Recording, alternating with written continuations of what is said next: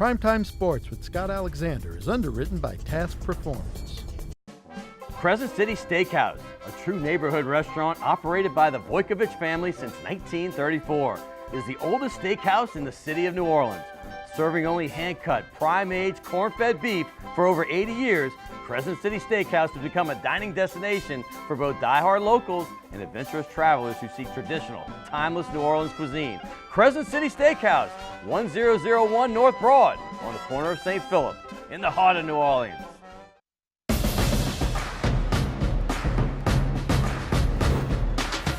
Hey New Orleans, get ready for some rugby. There's a new pro sports team in town, and it's NOLA Gold, bringing world-class rugby to the Crescent City. The game is fast, the hits are hard, the fan experience is for real. Season tickets, lifetime tickets, and game day passes are all available at nolagoldrugby.com. I'm John Goodman, and I'll see you in the scrum. Jean's Po' Boy on St. Claude and Elysian Fields has been the place in the 7th Ward for many years. From the hot and sloppy, tender roast beef, the crispy, fried fresh caught shrimp, to the hot sausage and cheese. It's Jean's Po' Boy on the streetcar line in the big pink building on St. Claude and Elysian Fields. So here's the bottom line.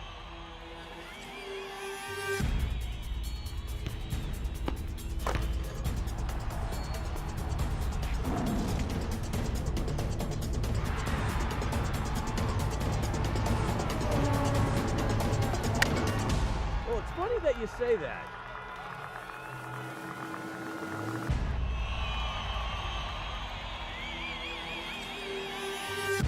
Let me tell you. Good evening and welcome to Primetime Sports. Hey, I'm your host, Scott Alexander, and I hope everybody is getting out there and enjoying that beautiful springtime weather. And I hope you got to enjoy the biggest two-week party on the planet. That's right, the Jazz and Heritage Festival just finished up Sunday. Hope everybody got at least a chance to see it for one day. But I tell you what, every single night you get two great games, sometimes one, sometimes three, but usually two great NBA playoff games, and it has been nothing short of fantastic. How about the first one? Milwaukee and Boston. Giannis, his supporting cast, they've been tremendous. After losing game one to the Boston Celtics, the Milwaukee Bucks have come back and won 3 in a row. The only series right now in the second round that is 3-1. They are going to try to wrap it up tomorrow to win that series. But how about the other Eastern series? You got the Philadelphia 76ers, Toronto Raptors. The Raptors won the first as expected, then lost 2 in a row to the Sixers, and then they bookended. So now they are 2-2 in this series, and they're going to go back to Toronto tied up. Lots of star power there. Kawhi Leonard might be playing the best basketball in the NBA. There's Ben Simmons from LSU, and of course Joel Embiid is a star too. Hey, by the way, the West, and the best series so far without question with excitement has to be the Denver Nuggets and Portland Trail Blazers. 4 overtimes on Friday night, a spectacular game. You see C.J. McCollum there.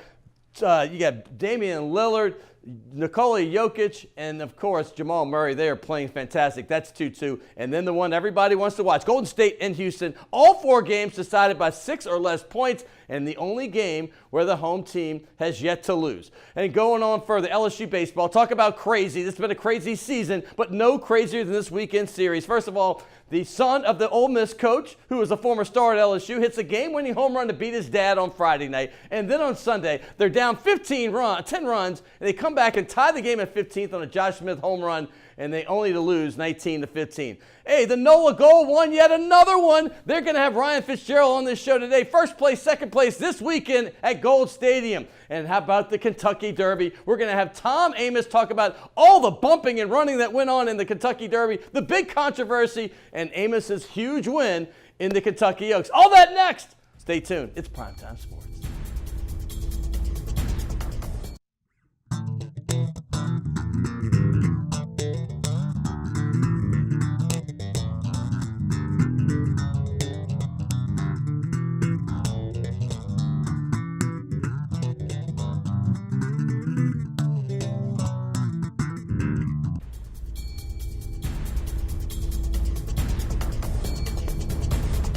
Well, welcome back to Primetime Sports. Hey, I'm your host, Scott Alexander, once again, but I got to say this right off the bat. Last week, We had a Kentucky Derby handicapper. One of my favorite guys, Bernie Halpern, was in. He talked about the ins and outs of this race, the history of it, and what to look forward to. I don't think anybody could have foresaw what we saw this past weekend, and that's why I've got to bring a veteran trainer in, a guy that's been to the Derby almost every year. He's either there or he's training a horse there. This year, he happened to win the race on Friday, the big Kentucky Oaks. That is a really big deal. You know his name if you know horses down here. Tom Amoss is joining us from up there in Louisville. He's still up there right now. Welcome to the show. Tom, how you doing, my friend? I'm doing great, Scott. That was a pretty nice resume you just read of myself. And yes, that race on Friday, the Kentucky Oaks, that's the girls' version of the Kentucky Derby. It's the best 3-year-old fillies from all over the nation, and for the first time ever in my career, I won that race, and I got to be the star of the day until Saturday came around, and all hell broke loose, and I'm not so sure who the star of the day was that day. Maybe the stewards. Well, let me say something. We just showed a picture of you celebrating after the Kentucky Oaks with your beautiful wife, and I have to say, I wore a Derby jacket last week on this show that was actually identical to the one you're wearing. So I say good taste right there with the salmon coral jacket. I love it. Thank you so much. I can tell you that thing got a little wrinkle because we stayed out kind of late that night. As a matter of fact, you remember when we were in school at LSU, they flashed the lights at 2 in the morning. It's time to go home. All the bars closed. I haven't been out that late since my days at LSU, and I'm 57 years old, but we did a lot of celebrating. Good times at LSU. Good times up there in Louisville, I'm sure. Man, you win a big race like that, you got to celebrate. Talk about that horse real quick, Serengeti Empress. I want to hear why you thought this horse was good and why you thought it won. Well, I actually bought her as a young horse, as a yearling at the Keeneland sales, and we bought her for about $70,000, which by Keeneland standards is not a lot of money. The average during that portion of the sale, which is the latter part of the sale, the 9-day sale, was about $150,000 a horse. So wow. We were below average, but she was very athletic. I liked her. She started her career off with a bang. She made some very, very good progress and won an important race at Churchill Downs as a 2-year-old. Now she's a 3-year-old, and she came back to Churchill Downs since that last big victory, and a little overlooked in the odds. She was 13-1. She went straight to the lead. She never looked back. She became a millionaire by winning that race. It was $725,000 to the winner, and her value on the market right now, because not only is she a great racehorse, but when her time is done, she'll be a broodmare or a mama. Her value is probably somewhere in the range of about $4 million. Tom, that's a good investment, my friend. Well, I'm the trainer, not the owner, but I'll pass it on to Joe Politti, the owner, that you congratulate him on making that $70,000 investment. I just advised. I hear you, brother. Hey, real quick, what's the feeling like, though? I got to say this. You're at the most historic track in the world, probably, certainly in the United States, I think, and you're sitting there in the winner's circle, and that crowd is just as big as the Kentucky Derby. At least it looks like in the stands. They're full, so I know people are out there celebrating. What's the feeling like to be out there and you got your beautiful wife, like I said, down there by your side? Just describe it to us. Well, I had both my kids here, both grown. Ashley, who you know, 28, works for the Saints and the Pelicans, and my other daughter, Haley, 26, who works in marketing up here in Louisville. It was us, and then a pretty big group of my friends, most of them from my college days at LSU, who come every year. And it's only 2 times a year does Churchill Downs open the infield and do the winner's circle in the infield. They do it for the Kentucky Derby, and they do it for the Kentucky Oaks. Wow. Only 2 times. So we got to be on the infield at Churchill, and I just had such a rapid group of memories of so many different things. All the people I've worked with and that have worked for me, my former bosses as I was working my way up. But I think the most dominant thing that was going through my head was that I knew my parents, who were 93 and 94 years old, were watching the race in Mississippi, in Pasquosham, where they live, and I thought of them a lot. They've always supported me in what I wanted to do, and they don't know the first thing about racing, but I'm one of 6 boys, and look, they always said pursue your dreams, and they stood behind us when we did, and they stood behind me, and I really, really felt proud that I was able to have a victory like that in their lifetime. Well, I've been a friend of one of your brothers, Dr. John Amoss. Obviously, he was a Saints doctor for many, many years. I'm proud to be your friend as well. I hope one day I'll get to know the other four Amosses. But moving forward, let's talk about this big controversy on Saturday. I didn't get to see it live. I was real disappointed that I was at my nephew's wedding up there in Coshada, Louisiana. I was trying to figure out what happened, and I was on the dirt roads trying to get there and catching some internet. And, of course, you don't get much of it. But when I finally saw it, they were like, there's a disqualification. I'm like, golly, how often does that happen? So kind of go through it in your head when you're at the Derby, you're watching the race. What were your thoughts about the race at first and then about the change in the decision being made to take Maximum Security's win and give it to Country House? Right. So Maximum Security was the lead horse in the Derby. And as the horses turned for home with him on the lead, and with about a quarter of a mile left to run in the race, that's about the time that everybody steps on the accelerator and tries to get their horse to quicken. Maximum Security, who was in front of the field, but not by a lot, but was in front, veered suddenly to the outside off the rail. He was on the rail. And what he veered from, not really sure, but it was a total surprise to his rider. And as soon as he did it, the rider corrected him immediately and got him back on a straight course. But when he veered, he caused a chain reaction of events right behind him. Yeah. And it would be no different than a car on the interstate all of a sudden going from one lane to another, and there's plenty of cars behind him, and everyone has to alter their course or slow down immediately to avoid, making contact. And that's exactly what happened in the race. So as it occurred live, you knew that something had happened in the race, but you weren't sure whether it was what the racing officials or the stewards here would consider a foul. And there's some very specific rules for what a foul is and isn't. If a horse is on the lead by himself, he's allowed to take any part of the racetrack he wants. So, again, let's go back to the analogy that it's cars going down the interstate. If there's nobody behind me and I all of a sudden veer from one lane to the other, I'm not causing a problem for anybody. I mean, it may not look pretty, but anyhow, it didn't change what's happening behind me because there's no traffic. When he veered, he caused a number of horses to have to alter course. And so the bottom line is that it was undoubtedly a foul and that he had to come down. What makes it a controversy is that the Kentucky Derby is a race that runs 20 horses in it, and it is a rough run race. Scott, you follow NBA basketball, so you've heard the term. You've heard Joel Myers say at many a Pelicans game, they're letting them play tonight, meaning the referees aren't calling much. Yep. And in the Kentucky Derby, they let them play. So there's a lot of physical activity going on with the jockeys and the horses with 20 horses on a fairly narrow course, a very narrow track. And so there's always going to be some pushing and some shoving. And they've never had a takedown disqualification of the Kentucky Derby winner ever in the history of the race. And we're talking about going back almost 150 years. Your explanation was actually perfect. I'm sorry. Did I interrupt you? Go ahead. Yeah.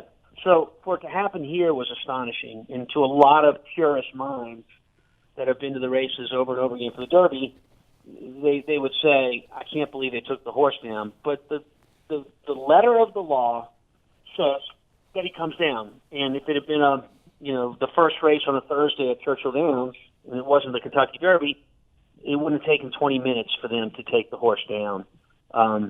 But they did take him down. They did the right thing. But what they did after that was the wrong thing, and that is that they were not transparent in their decision. So they did not meet with the owners of the horse that literally had the roses over the neck of the horse, and they came over and said, we're going to need those. They're not yours anymore. And they put them on the other horse. Wow, that's tough, man. The jubilation of the owners and the trainer that have won the greatest race in the world, and all of a sudden be told, you know what, sorry, you didn't win it. Those things are so hard, and I feel for those people. And the stewards never met with them to talk with them about their decision, and they should have. But they didn't, and that led to the owner going on the Today Show Monday morning and on NBC and telling the nation why he thinks his horse shouldn't have been taken down. And it's not over yet. So there's plenty of things that are going on right now behind the scenes The stewards are now going to meet with the owner on Thursday here, and it just was one of those things that wasn't handled well. But I do have to say, out of it came a lot of reference to the Saints-Rams championship the game. Saints get to play the Super Bowl now, right? Yeah. That's what Cousin Sal said. You know, Cousin Sal, there's the Saints. We're showing a Saints play. That obviously was interference. And then Cousin Sal, who's Jimmy Kimmel's cousin, who does stuff on the Kimmel Show, and he's got a betting show called Lock It In. He says, wait, so does this mean the Saints play in the Super Bowl? And I tend to agree. Yeah.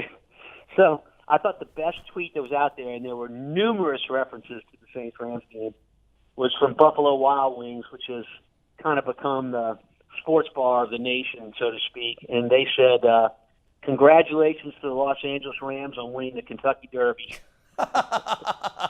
That's a good one. That's a good one. Yeah, I saw a bunch of those numerous tweets as well. But by the way, you struck a chord with me saying it's not over, and I've heard it's not over. But what happens with the person that's already cashed a ticket that says Country House on it at 65-1? I know he's not giving that money back. No, that's over and done with. This is all about who the official winner of the race is as far as purse money goes, and the prestige of saying you won the Kentucky Derby.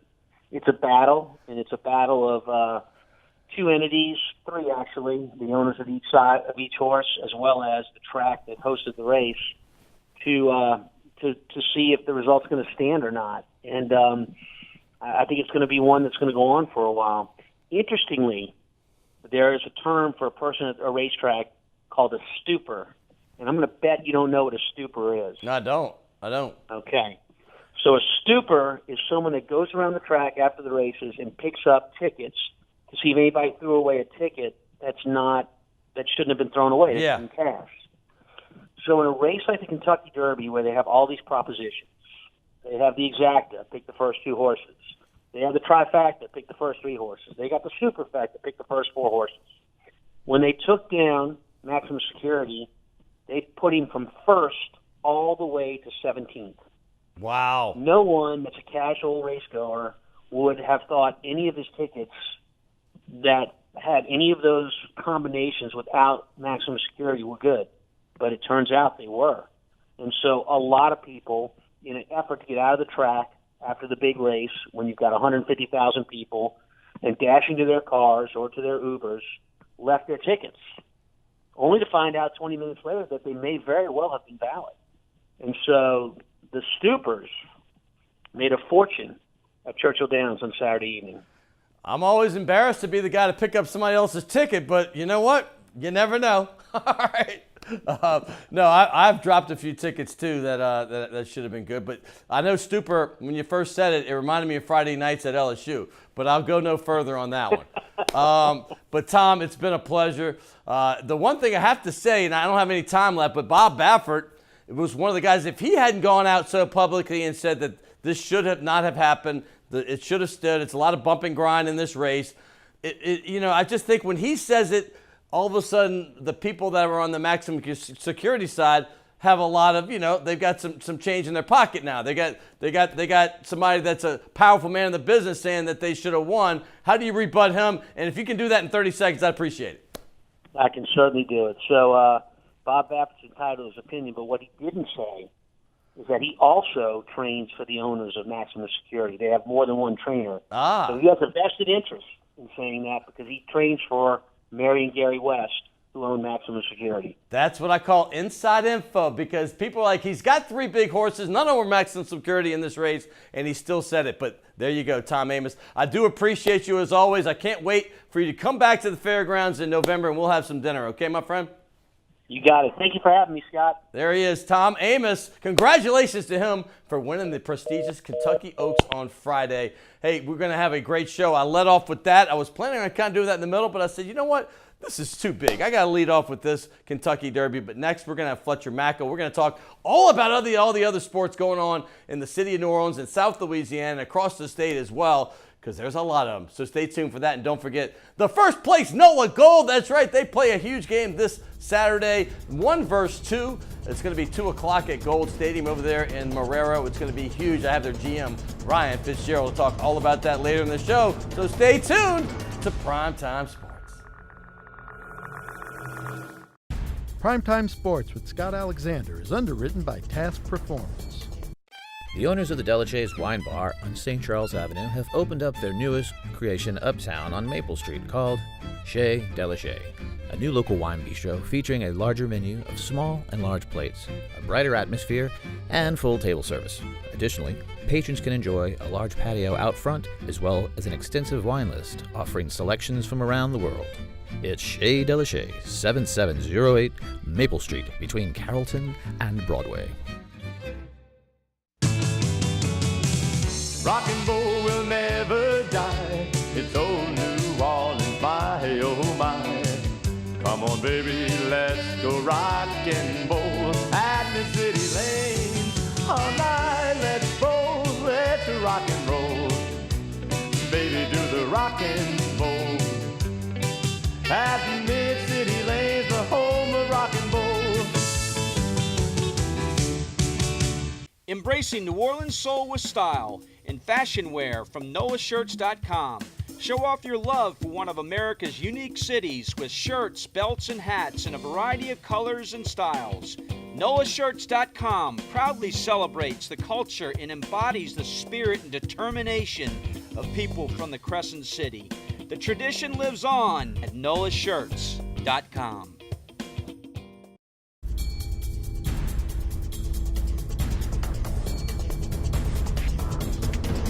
Hey, welcome back to Primetime Sports. Hey, don't forget, I'm going to have the GM for the NOLA Goal, the first place NOLA Goal, coming up in just a moment. And we just talked to Tom Amoss. How fun was that? Gave you some great insight on the track. But here, one of the best guys I love to have on this show, Fletcher Mackel from WDSU Channel 6. Well, he's been doing this for a long time. He loves the NBA. He loves all sports. But we're going to talk about as much as we can in the next 15 minutes. So welcome to the show, my friend. How are you, man? I'm doing well. Doing well. You're on a lot of people's shows. You have your own. Obviously, you're on every night on Channel 6, WDSU, 7 if you have Cox. But you happen to be on shows all week long on the radio. I hear you. I got my weekly segment with Fletcher Mackel. The other guy's like, I got my weekly segment Fridays with Fletcher, Mondays with Fletcher. So you're a popular guy around this town. The radio is easy because I can just be on my phone driving around and running errands. So 5 minutes here or there. But this is a hassle. I know. No, this is good. This is all good. We give better gifts, I promise you. Sure, you're right. We do give better gifts. Hey, let's jump into it. I haven't talked to you much since the Griffin announcement was made. I know he hit a home run at the press conference. Press conference is a little easier to hit home runs than in real life, but he said all the right things. What's your thought on this hire? Yeah, this reminds me of when Sean Payton came in 2006. That big? Wow. Yeah, that big. That big of a deal. To me, I didn't think David Griffin was a legitimate candidate for the New Orleans Pelicans. Look, I love covering the NBA. I always joke that some people find religion in their lives. I found the NBA, and I literally agreed. I love I found covering it a long time ago. Yep. Yeah. And so I love covering it. I love talking about it.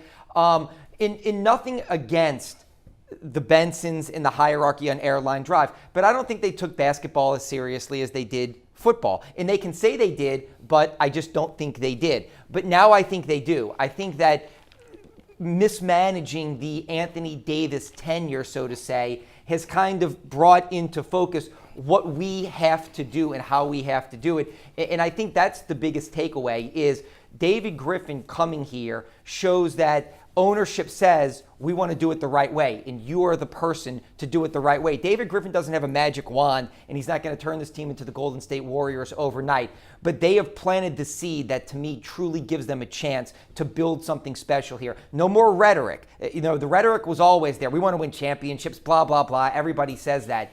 But this is the reality, is you have done something. You have gotten a guy that is respected and has, you know, the credentials and the credibility in the league to truly build something here. How long will it take? I don't know. But I think that it was a huge get, and I see a similar parallel to when Sean Payton came in 2006. It was just different than when Sean Payton arrived here. Just different. Just I different. agree. How he acted, different. what he said, what he wanted to do, it was different, and you knew it right away. I felt that in that press conference and the times I've spoken to David Griffin and the people in the NBA. And I was in college when this other move happened. But when I hear it's been compared to Jim Finks when he came, you just saw something different happen to the franchise. Obviously, it wasn't the media, so it wasn't there. So that's a parallel for those of you that are much older and were around for that point. I was old enough to remember it, but I just wasn't in the media. But moving forward, let's segue from the NBA. Well, let me get one more question. Okay.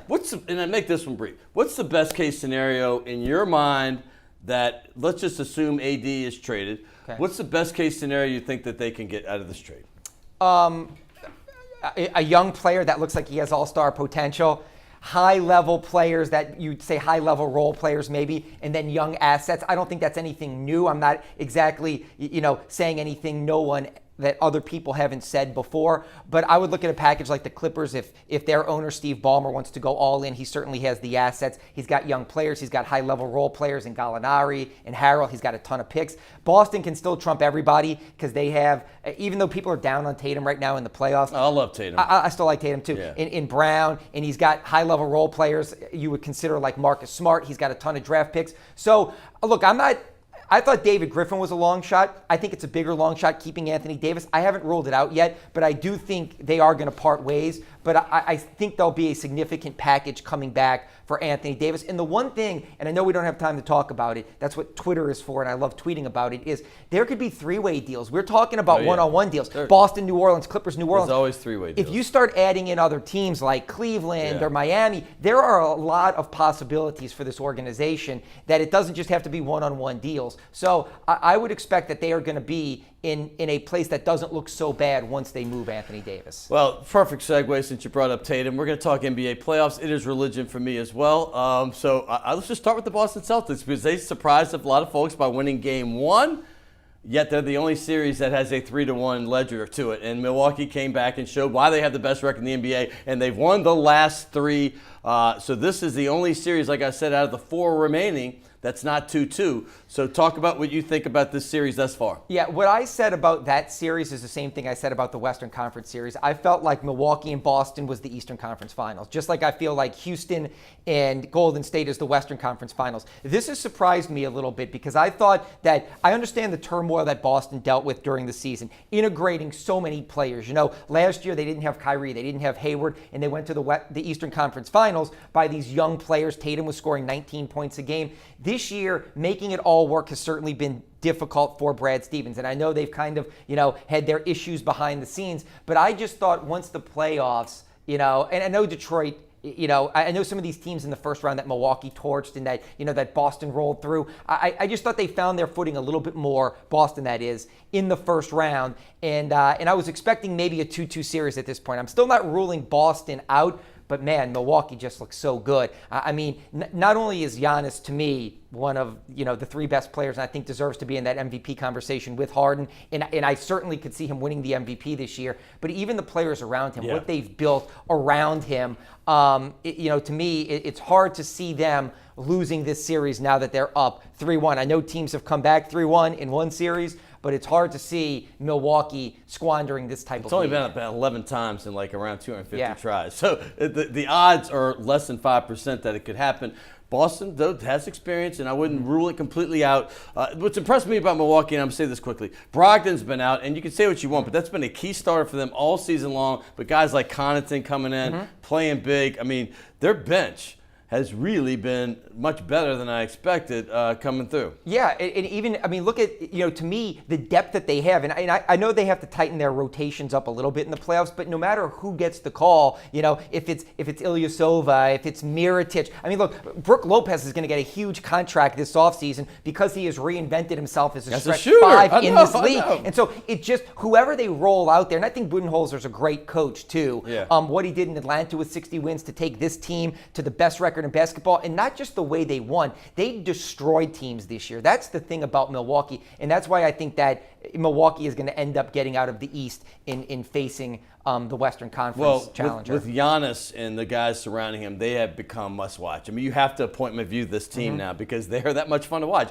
The other side, listen, I got to be honest, man. This Eastern Conference has 4 teams that are both sides had 1 through 4 make the second round, and that's always exciting. Yeah, upsets are fun, but nobody wants to see it in the second round. So you have Toronto, you have Philly, and these are 2 teams that I think with all the talent, you got the best player right now, I think playing right now, Kawhi Leonard, he's out of his mind the way this guy's doing it. But you look at Philly, you got 5 guys that looks like a fantasy basketball roster, and they look pretty good. This is one of those things where somebody's going to be very upset. Boston is going to be very upset if they go out in the semifinals and don't make it to the Eastern Conference Finals. Same with Philadelphia. I mean, Philadelphia, I don't want to say they went all in, but Jimmy Butler's a free agent. Tobias Harris is a free agent. All those young assets that they acquired through the process, they moved away to make a run. Not to say they can't re-sign those guys, but if they go out in this round against Toronto, does Jimmy Butler chase money elsewhere? Does Tobias Harris find a better fit elsewhere? So it's going to be interesting to see. But these, you're right. Look, the East for so long was just the Cavs and it was JV. Everybody else, it was like, we know the Cavs are coming out of the East. It's just a foregone conclusion.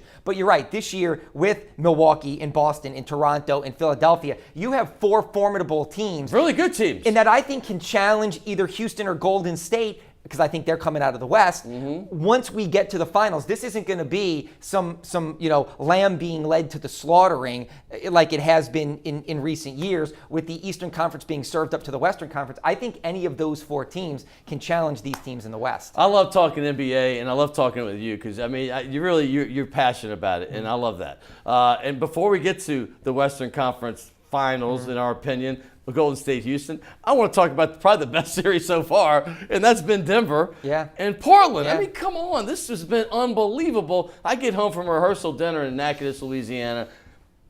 The wedding was in Coshada this weekend, but I get home late, and I get to see almost the entire second half because it's a late game, and then I get to see 4 overtimes in this game Friday night.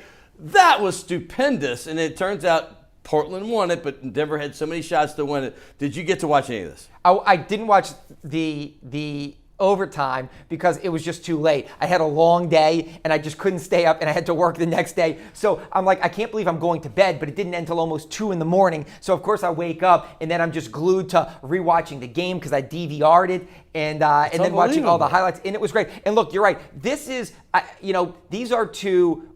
The headliner is obviously Golden State, and obviously because of the star power of James Harden in Houston and even Chris Paul. But you're right, nobody's talking about this series, and this has just been fantastic. Mike Malone was here in New Orleans. He was a really good coach on Monty Williams' staff. Obviously, in Sacramento, he got a raw deal, but I think he's a really good coach. Look, I think what they've built in Portland is really tremendous. With Neil O'Shea, what he's done up there, obviously the former general manager with the Clippers, and now with Terry Stotts, there's something to be said about consistency and doing it well year in and year out. And to me, I would just pivot and say to Anthony Davis and Clutch Sports, look at Portland.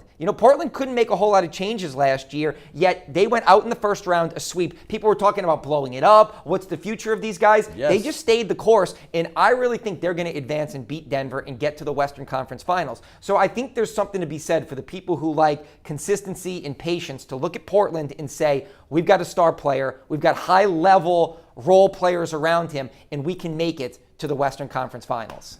There was a player that I grew up playing against named John Drennan. I'm going to say this because he didn't look the part of playing. He played at Newman, great player.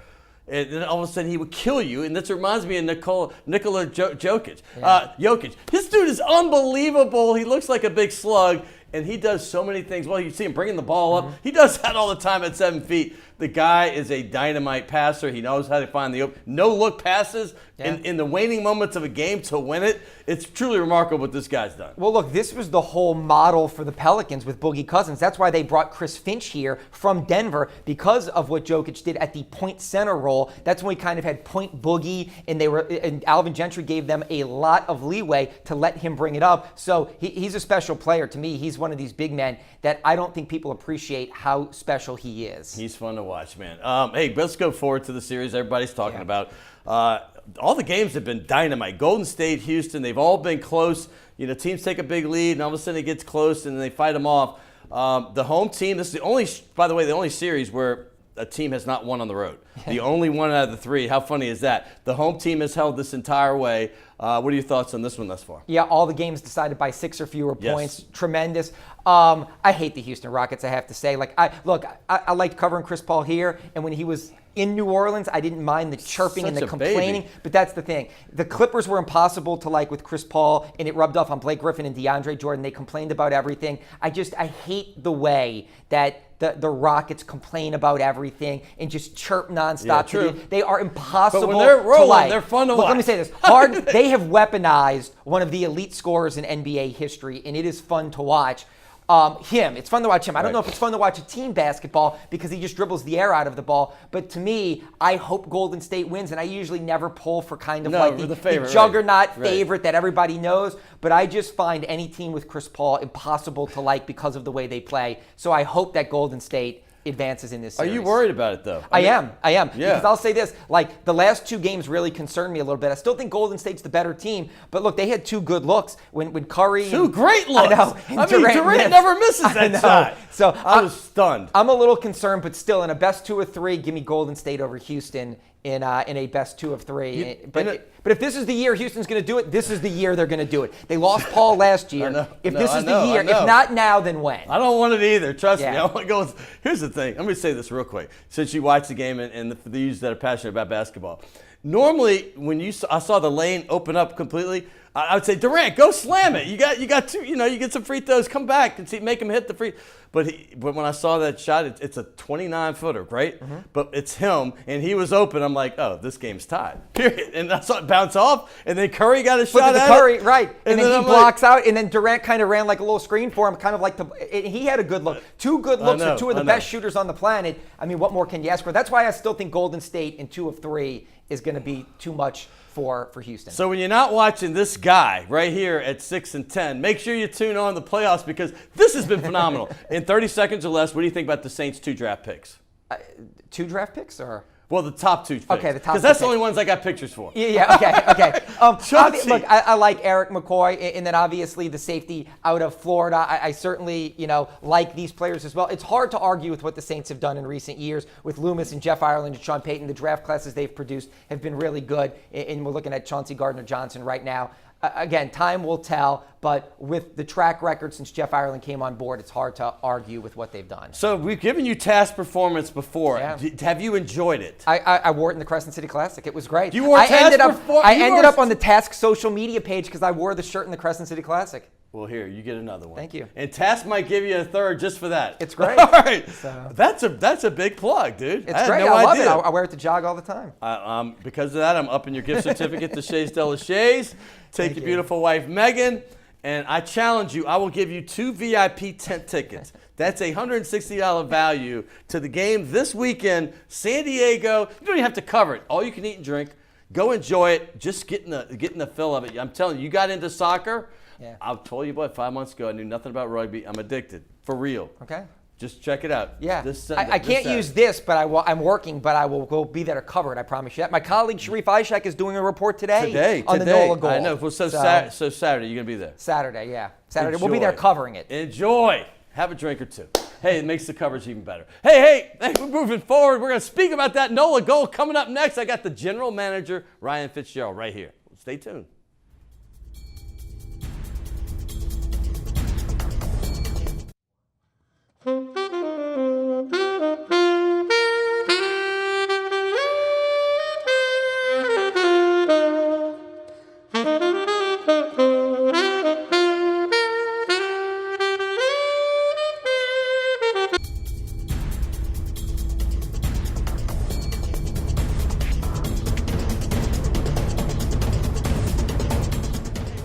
Primetime Sports. I love when Tom Amoss visits the show. He has been a Derby trainer for a long time. That was some nice insight right there.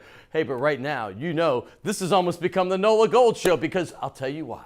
Because there's only one team that's played a meaningful game in this city, meaning for playoff implications since the Saints-Rams debacle. And that's coming up this week. It's the NOLA Gold, the first place NOLA Gold versus the second place San Diego Legion. That's right. That's going to be at Gold Stadium over there in Marrero at Shaw at 2 o'clock on Saturday. I cannot wait. The architect of this great team, the team that was put together from scratch, his name is Ryan Fitzgerald. Yep, you remember him. He used to come on here and talk Senior Bowl stuff. He's come a couple times since this thing started a couple years ago. And here he is right here to talk about the team that's fighting towards a playoff and fighting for home field advantage throughout. Ryan Fitzgerald, if there was a GM of the year that they would give, it would be you, my friend, right now. Man, really appreciate it, Scott. How you been, man? I mean, you loving this or what? Everything's been great. Can't ask for can't say anything else. Like I said, dream job, dream situation, dream team. I mean, like I said, everything's coming together.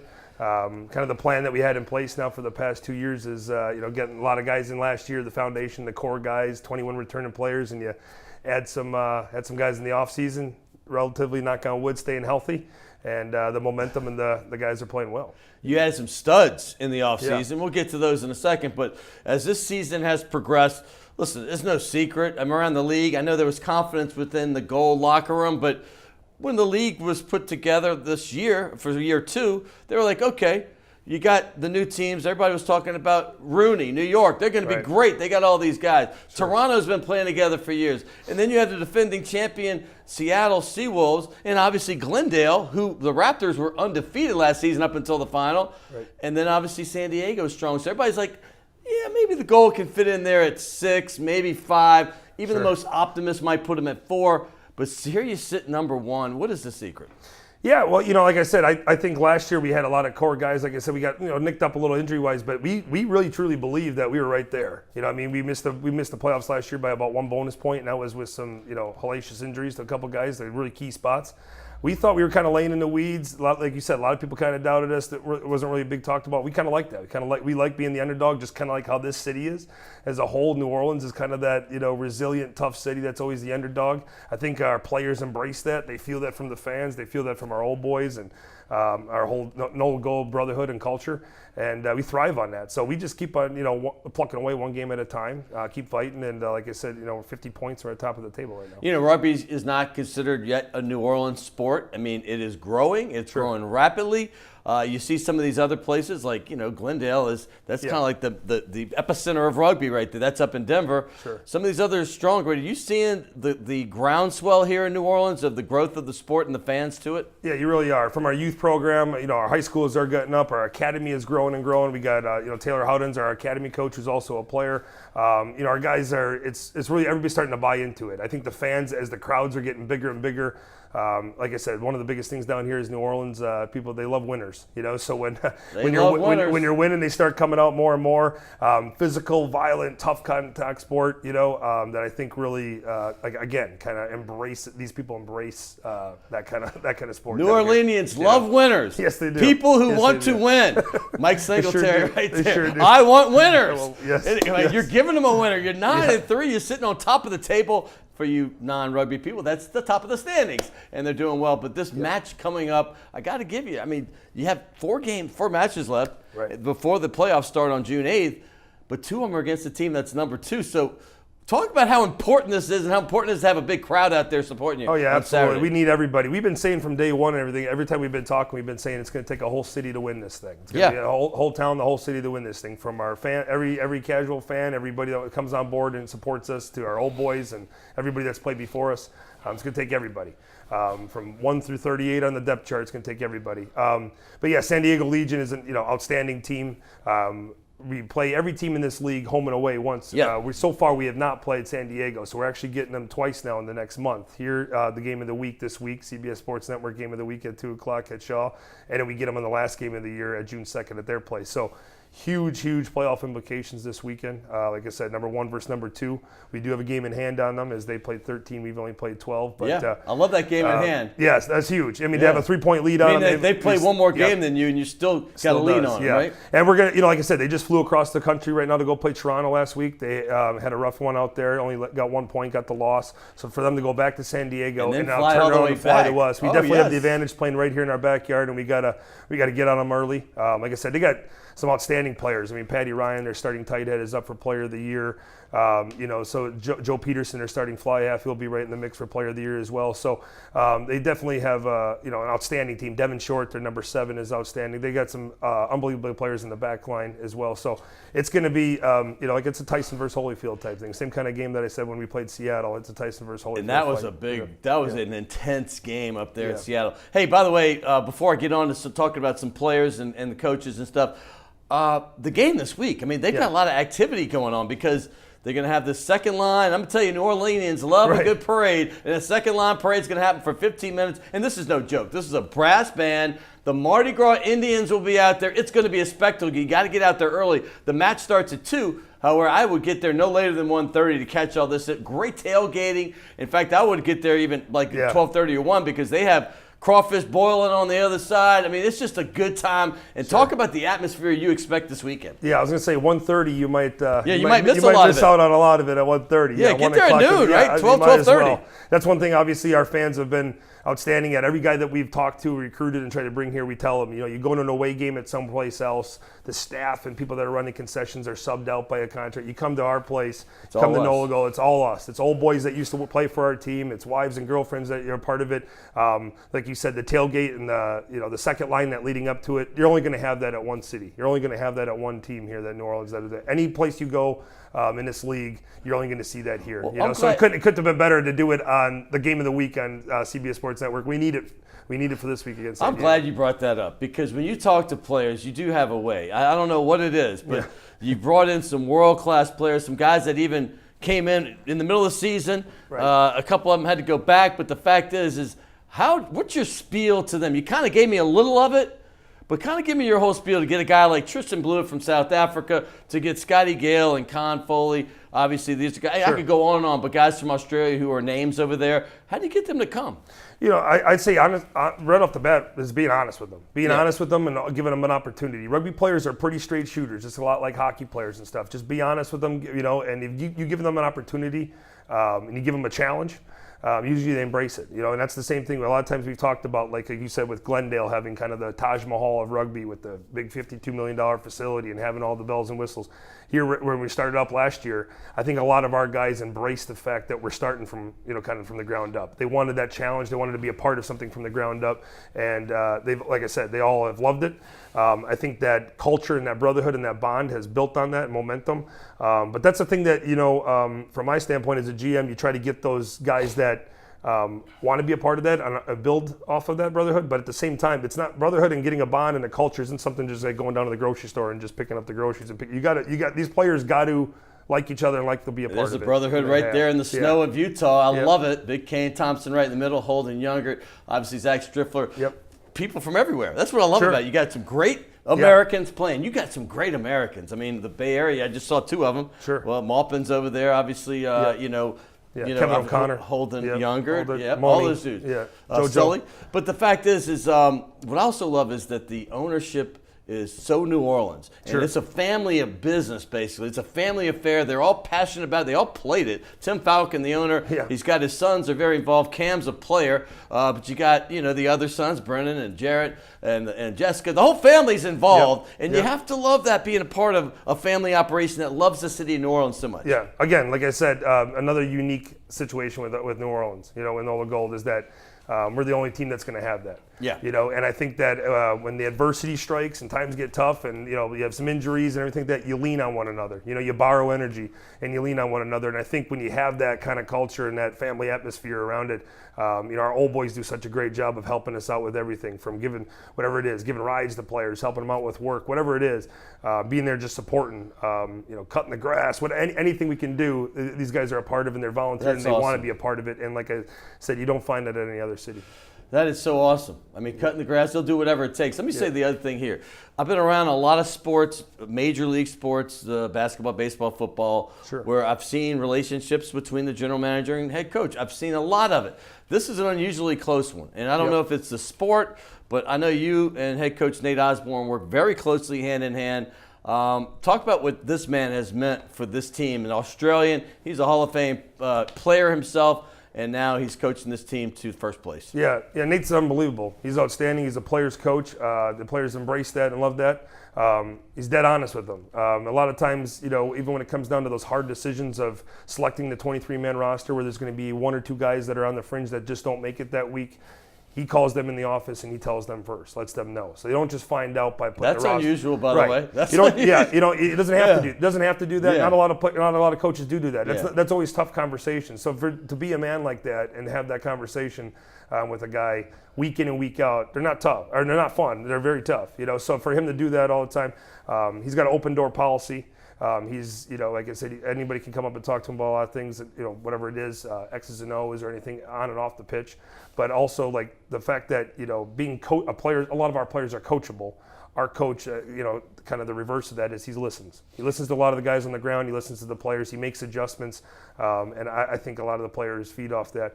And then for myself and him as a GM-coach relationship, same thing. We're very, very open and communicative. Todd Fitzgerald, our assistant head coach as well. All three of us. Charlie. Charlie. All of us bounce things off each other and are all very open. We're very open-minded on all of it, and I think we kind of all feed off that, and I think we kind of all have contribute a little bit to and the I'd be party. remiss not to mention our man Red, the athletic trainer, as well. So I'm give him a plug. Yes. Hey, going further, I want to say something about the team itself. Mm-hmm. You've composed this amazing team of just pieces. The big guys, Sure. and obviously the big fast guys that are playing the lock and number 8 and all that, and then some flanker. But let's start here with the backs, because that seems to be what everybody talks about around the league. These backs are from all over the place: South Africa, Bay Area. Obviously Australia, et cetera, Sure. moving forward. But they're so dangerous. Yeah. Literally from the 10 position to the 15, no matter who you put in, these guys are killers on the pitch. They are. And, what a great thing about our back line as well is that they're all very versatile. So when a guy goes down maybe for a week, if he's out for a week or two here and there, guys can slide up and slide back. They all love the tackle. They all love the play. They're very unselfish. Guys are not looking at like their own personal stat, worried about, some guys, one game, a guy will have a day like a Nick Feeks at Utah where he scores 3 tries. Yeah. And next week it's Tristan Blewett or JP.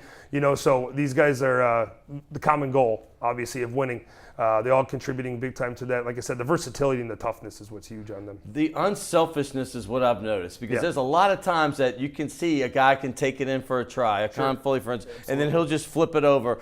Kyle Bailey, who's done that a good bit, and this guy's a truck. But you talk about the backs. What about those big guys? I mean, let's talk about the ones in the middle first. Right. Like, let's go to the 4 through 8, and then Holden Younger as well at the scrum half. But what do they meant for your team? Yeah, well, for a guy like Holden, for example, he's the leading tackler of all scrum halves in MLR. Well, which is very, like I said, an unsung hero. A lot of times that you see Holden does so much that you don't even come up on the stat sheet. Our guys who 4 through 8 in the engine room are just, like I said, they're just out on the edge. They can make plays, like a Zach Striffler who, was a center last year and now a flanker, but still has those ball skills of a back. At one point in time leading the league in tackles as well. Our engine room is tough as nails with Kyle Bailey and Kane Thompson and Billy Stewart step up, Nacho Dottie, Cam Dolan, Cam Dolan, Tessamani Tungawea. All these guys are just trucks, and they step up and they're, again, unselfish. Some guys are coming off the bench one week, starting the next week, so we have a very good rotation going to keep them fresh. And these guys, when they step on the pitch, they step up for each other. And when most people think of rugby, they hear the word scrum, they think of scrummaging, and that's where the big guys, big guys. Sure. Those are big, fast dudes. These are big dudes, like the Hubert Bidens of the world, and obviously Ben Tarr, who's out with an injury at the moment. But you got Matt Harmon, and Eric Howard, and Kevin Eric Sullivan. Howard, the captain, Kevin Sullivan, Johns. All these guys. Yeah, they all. Everybody. Hubert Biden's been a warrior for us all year. Last year included. Eric Howard has been a tremendous team captain. Had a great try this week. He's leading. It was 8 tries, I believe. Him and Dylan Fawcett, both the 2 hookers that are right up there in the league leaders in tries. Ed Hooker, which is outstanding. Kevin Sullivan is, and Matt Harmon, both 2 rookies that have come in this year and immediately stepped up and made an instant impact. And just like in football, the big guys don't get the love for MVP, for instance. It's always the dudes like the quarterbacks or the running backs, the wide receivers. This year, I think you have 2 candidates, JP Eloff, Tristan Blewett. I think both those guys could be considered MVP candidates. Absolutely. Yeah, I think, JP is, up and over 1,200 meters, 4 or 5 tries this year right now, leading the league in conversions. Tristan's right there with 9 tries, second in the league in scoring. Again, about 1,100, 1,200 meters. So, and it's also some of the uncanny stuff that you saw Tristan do, like last week, for example, running down and saving that try, tackling from behind. A lot of the stuff that just goes down as a tackle, but really doesn't go down. You're reminded that it was a game-saving tackle or a try-saving tackle. So both those guys, JP Eloff as well, everything that do a lot of that dirty work, do a lot of that extra stuff that really leads to our success. It's been a pleasure, my friend. Thanks a lot, it's been a pleasure watching this thing progressing. Yeah, let's go ahead and stress that again. It's Saturday afternoon at 2 o'clock.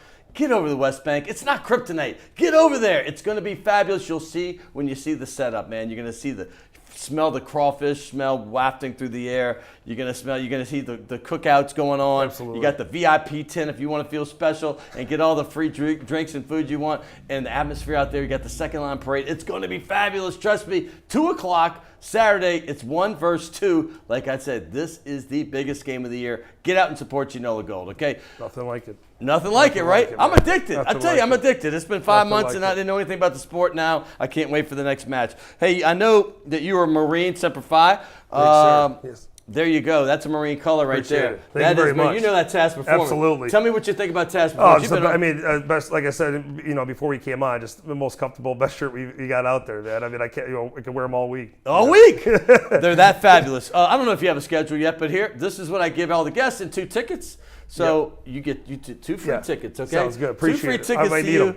And this is Shays de la Shays, the restaurant on Maple Street. Enjoy, my friend. You've deserved it. This is, without question, appreciate it, man. the GM of the year to date. And that is not a joke. That's not being a homer. That is fact. When you're picked 5th and 6th and you're first, you're the GM of the year. All right, moving forward. Well, this is the end of the show. I hate to say it. Tom Amoss was fantastic. Fletcher Mackel, can't thank him enough.